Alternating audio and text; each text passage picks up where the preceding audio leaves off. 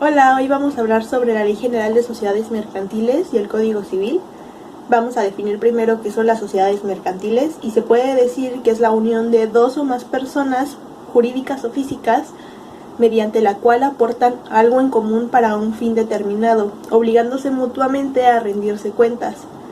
Al constituir una empresa, los involucrados adquieren diversas responsabilidades y beneficios por la cual buscan obtener una ganancia, y dependiendo del tipo de sociedad que elijan, va a ser esta.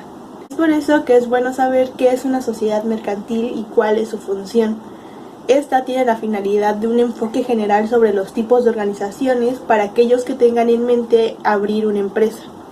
Así pueden elegir el tipo de organización que más les sea conveniente y acorde a su giro empresarial.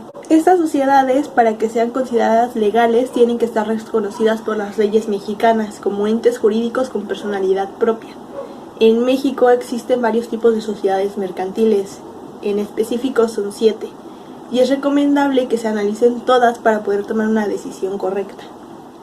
Vamos a empezar con la primera sociedad. Vamos a conocer el número mínimo y máximo de socios, cuánto se necesita para poder aperturar esta sociedad y cuál es la responsabilidad y la toma de decisiones que pueden tener. La primera es el nombre colectivo. Su razón social se formará con el nombre de uno o más socios, y cuando en ella no se figuren los de todos, se le añadirán las palabras compañía. Esta no necesita ningún tipo de capital de apertura y sus decisiones que se tomen van a estar por medio de votos de la mayoría de todos. Un ejemplo que se puede hacer con este tipo de sociedad es FedEx.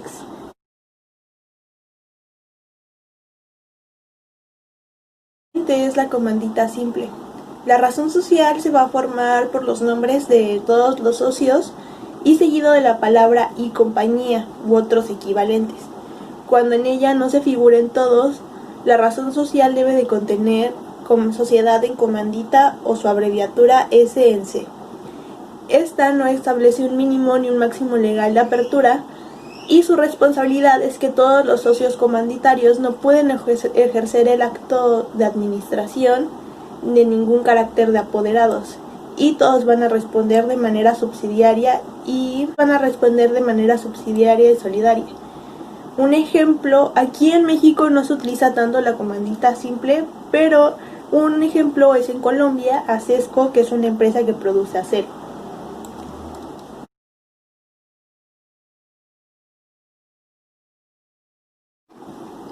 La siguiente es comandita por acciones, y esta debe de tener un mínimo de 2 socios y cada uno se debe de suscribir una acción por lo menos. La razón social que se va a formar por los nombres de los comanditarios, seguido de la palabra compañía u otros equivalentes. Y cuando en ellas no se figuren las de todos los socios, la razón social debe de quedar con la palabra sociedad en comandita por acciones o su abreviatura SNC. Esta sociedad sí necesita un mínimo para establecerse, que son 50,000 pesos. La sociedad en comandita por acciones es la que se compone de uno o varios socios que responden de manera subsidiaria, ilimitada y solidariamente en cada obligación. Como ejemplo puede ser Barder en México, que es una empresa que es de los productores internacionales en curtir la piel de alta calidad para la industria automotriz. La siguiente es la sociedad anónima, que es la más conocida y la que más se utiliza hoy en día, y para poder proceder a la constitución de una sociedad anónima se requiere que haya por lo menos 2 socios y que cada uno suscriba una acción. De igual manera, debe de tener un mínimo de 50,000 pesos para poder aperturarse. En esta la responsabilidad va a ser que la administración de la sociedad anónima va a estar a cargo de uno o varios mandatarios temporales. Los administradores son solidarios con las responsabilidades. Los accionistas representan el 25% del capital social, y asimismo los administradores y los comisarios no podrán votar en las deliberaciones relativas de la aprobación de los informes. Un ejemplo de esta sociedad son Arcos Dorados, que es la mayor franquicia de restaurantes de McDonald's.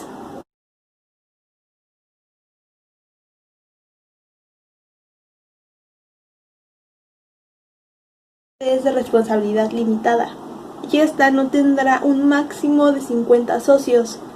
El capital social en el que se va a establecer debe de estar en el contrato y se va a dividir en partes iguales en cada socio. La responsabilidad para la admisión de nuevos socios va a bastar con el voto de la mayoría de los socios que tienen la aportación más grande en capital. Y un ejemplo de la responsabilidad limitada es Nike de México.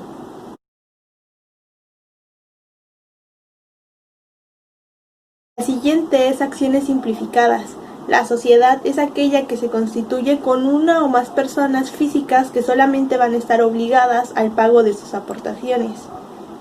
Los ingresos totales anuales de las sociedades no podrán rebasar los 5 millones de pesos.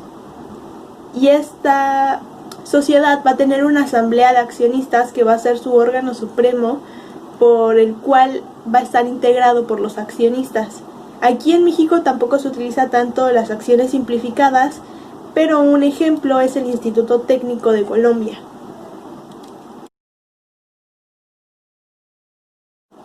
Las siguientes son las cooperativas y estas se van a poder consultar más a fondo en la Ley General de Sociedades Cooperativas.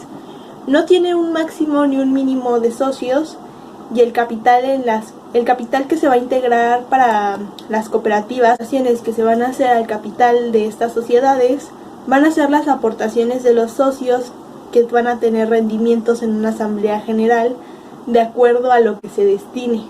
Van a poder hacerse en efectivo, en bienes, derechos o trabajos y van a tener que estar representados por medios de un certificado. La responsabilidad del socio por las deudas sociales va a estar limitada por las aportaciones de su capital social en donde se hubiera suscrito. Y un ejemplo para las cooperativas, aquí en Quintana Roo existe la Universidad Cooperativa, que no es ni pública ni privada, sino que entre maestros y alumnos van a aportar para que la universidad crezca.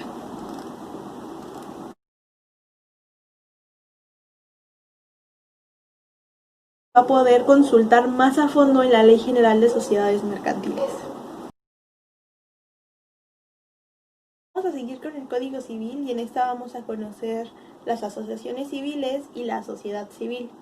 Vamos a empezar con qué es una asociación civil. La figura AC es constituida y adoptada por integrantes que persiguen un mismo fin, que son principalmente centros educativos, deportivos, asociaciones, patronatos, museos, agrupaciones dedicadas a fines literarios. AC no busca un beneficio lucrativo para sus asociados, sino únicamente que se gocen de sus instalaciones, para que estos se puedan capacitar, estudien o incrementen algún nivel cultural o deportivo. Las siguientes son las sociedades civiles y la mayoría de veces están constituidas por grupos de profesionistas, como abogados, contadores, ingenieros, arquitectos o médicos.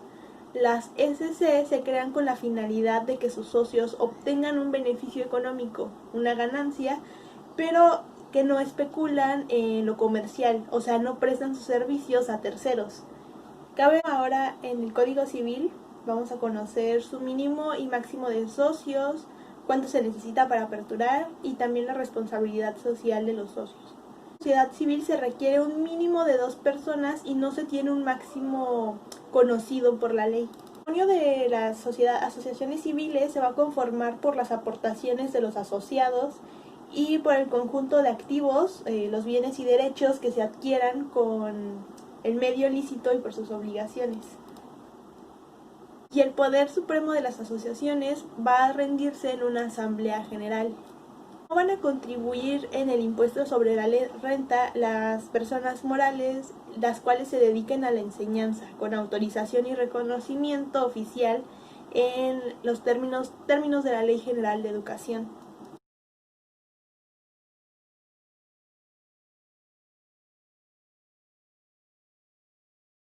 La siguiente es la sociedad civil. En esta son 2 personas mínimo y no existe un número máximo. El capital serán las aportaciones de los socios, sean dinerarias o no. No se exige un capital mínimo legal. están obligados a rendir cuentas siempre que lo pida la mayoría de los socios, aun cuando no sea la época fijada en el contrato de la sociedad. Todos van a responder de manera ilimitada. Y atribuir al impuesto sobre la renta a las personas morales que se dediquen a la enseñanza y las instituciones autorizadas para recibir unos donativos.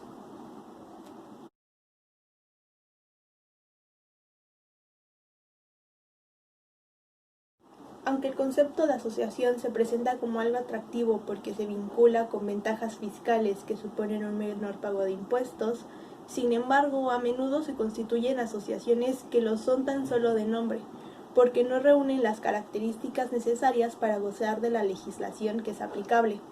Una asociación es una reunión de individuos que acuerdan un fin en común cuyo carácter no será económico. Es decir, si yo pretendo montar un negocio para ganar dinero, no elegiré una asociación, sino una sociedad. De ahí que no se pueda realizar cualquier actividad mediante una asociación. Recuerden analizar todas las opciones antes de elegir una razón social.